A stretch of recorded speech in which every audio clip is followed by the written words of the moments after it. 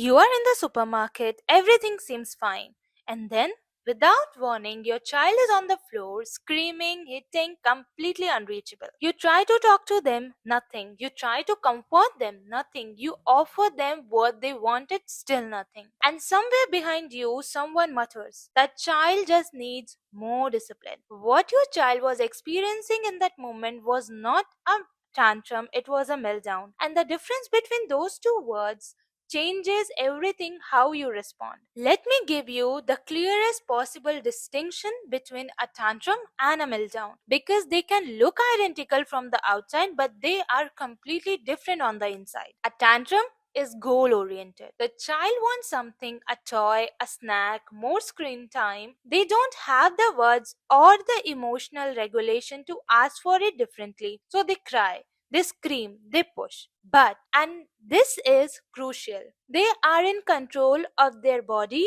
and their mind the entire time. The moment they get what they want or accept they won't get it, the tantrum stops almost instantly. Recovery is fast. The child moves on. A meltdown is something completely different. It is not goal oriented. It is an involuntary response of nervous system overload. The child's brain has been flooded with more sensory, emotional, or cognitive input than it can process and it shuts down. Here is the most important thing to understand about a meltdown.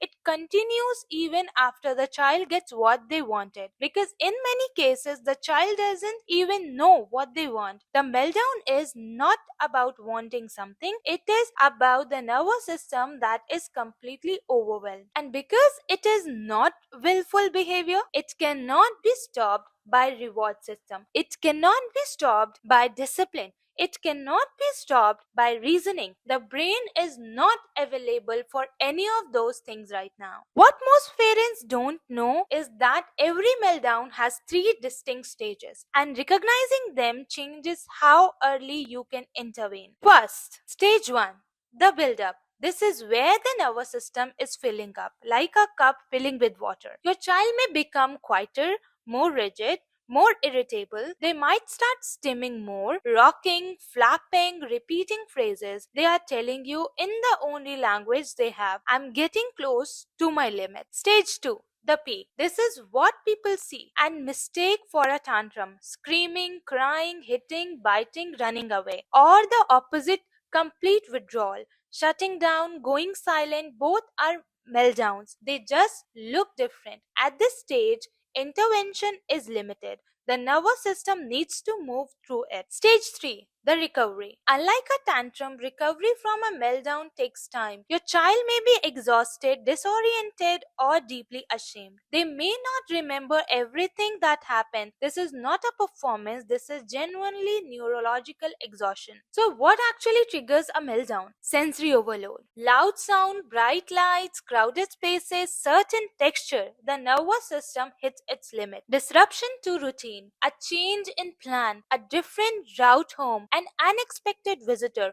For an autistic child, predictability is safety. When it breaks, the system floods. Communication, frustration. When a child cannot express what they need and nobody understands them, the overwhelm builds rapidly. And emotional overwhelm. Too much excitement, fear, or social demand can push the nervous system past its capacity just as quickly as sensory input. So, what do you actually do when your child is in meltdown? First, stop talking. Don't reason, don't negotiate, don't discipline. The prefrontal cortex, the thinking brain, is offline. Words will not reach them right now. Second, reduce sensory input. Move them somewhere quieter if possible. Dim the light, lower the noise, remove whatever is adding to the overload. Third, stay calm and stay close. Your nervous system regulates there. If you escalate, they escalate. If you stay steady, you become an anchor. You don't have to fix it, you just have to be present. Fourth, focus on safety, not compliance. If they are hitting themselves or others, create a safe space. Move objects away, create space around them. Do not restrain unless there is immediate danger. The goal right now is not behavior, it is safety. And fifth, after the meltdown, reconnect before you discuss. Your child is exhausted and often deeply ashamed. A hug, a quiet presence, a glass of water. The conversation about what happened, if needed, comes much later when both of you are regulated. Your autistic child is not manipulating you during a meltdown. They are not being defiant. They are not choosing this. They are drawing in sensory and emotional input their brain cannot process. And you, by watching this, by trying to understand, are learning to be their lifeguard. Share this with someone who needs to understand what a meltdown actually is. Subscribe for more. I post every week. I am Shalini, psychologist, special educator, and ABA therapist. Take care of yourselves so you can take care of them.